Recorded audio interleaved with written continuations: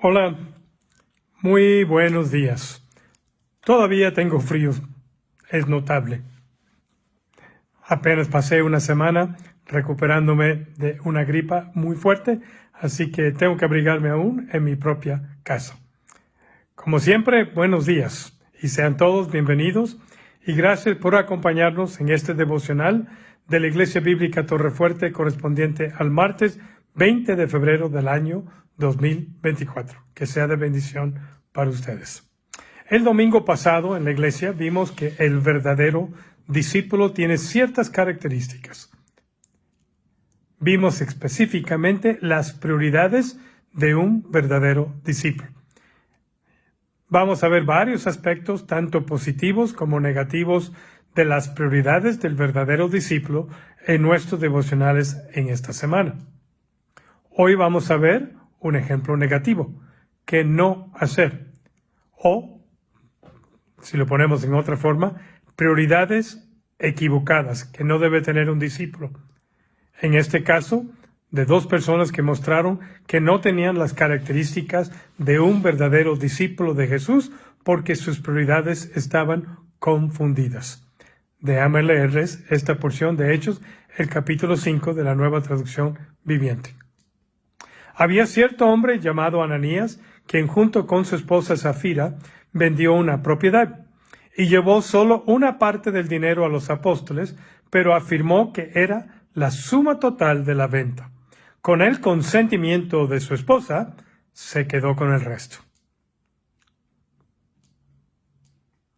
Entonces Pedro le dijo: Ananías, ¿por qué has permitido que Satanás llenara tu corazón? Le mentiste al Espíritu Santo y te quedaste con una parte del dinero. La decisión de vender o no la propiedad fue tuya. Y después de venderla, ¿el dinero también era tuyo para regalarlo o no? ¿Cómo pudiste hacer algo así? No nos mentiste a nosotros, sino a Dios. En cuanto Ananías oyó estas palabras, cayó al suelo y murió. Todos los que se enteraron de lo sucedido quedaron aterrados. Después unos muchachos se levantaron, lo envolvieron en una sábana, lo sacaron y lo enterraron. Como 3 horas más tarde, entró su esposa sin saber lo que había pasado. Pedro le preguntó: ¿Fue este todo el dinero que tú y tu esposo recibieron por la venta de su terreno? Sí, contestó ella, ese fue el precio, mintiendo igual que su esposo. Y Pedro le dice: ¿Cómo pudieron ustedes dos siquiera pensar en conspirar para poner a prueba al Espíritu del Señor de esta manera? Los jóvenes que enterraron a tu esposo están justo afuera de la puerta. Ellos también te sacarán cargando a ti. Al instante, ella cayó al suelo y murió. Cuando los jóvenes entraron y vieron que estaba muerta, la sacaron y la enterraron al lado de su esposo. Gran temor se apoderó de toda la iglesia y de todos los que oyeron lo que había sucedido. Ananías y Zafira eran parte de la comunidad de creyentes de la iglesia en Jerusalén. Desafortunadamente, aparte de este texto, no sabemos más de ellos. Así que voy a especular un poco acerca de ellos. Los creyentes en aquellos días no eran reconocidos como tal, ni aceptados por la comunidad como creyentes, sino eran bautizados. Es obvio que el apóstol Pedro conocía a esta pareja. Eso para mí es suficiente para determinar que eran creyentes bautizados y conocidos. Al identificarse como creyentes en Jesús públicamente por el bautismo en agua, por sumersión, declararon también su compromiso de ser seguidores de Jesús, o sea, sus discípulos.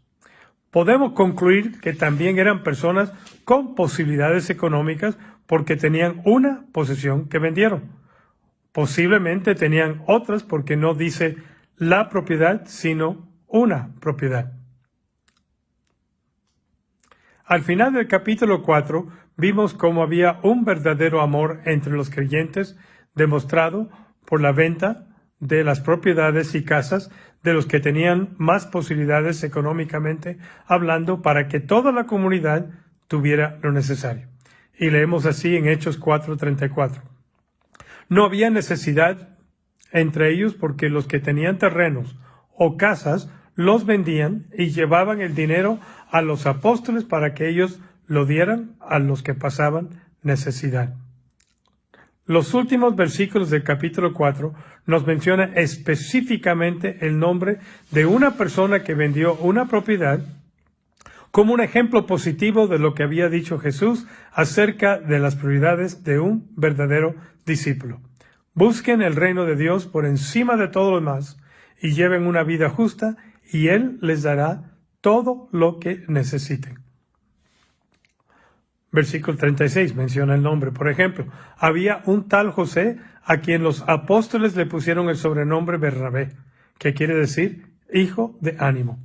Él pertenecía a la tribu de Leví y era oriundo de la isla, originario de la isla de Chipre.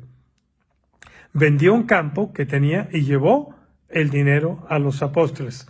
Entre paréntesis, todo el dinero de la venta. Debido a la generosidad de José, conocida por los apóstoles, y otras características personales de José,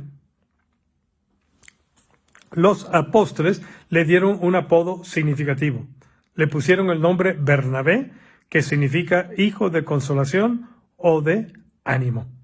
Es muy probable que habiendo visto cómo eran reconocidos aquellos que vendían propiedades, como José, que Ananías y Zafira también quisieran ese reconocimiento y gratitud, nada más que en su caso no estaban dispuestos a pagar el precio, o sea que iban a vender la propiedad, pero no iban a dar todo, porque mintieron acerca del precio de la venta.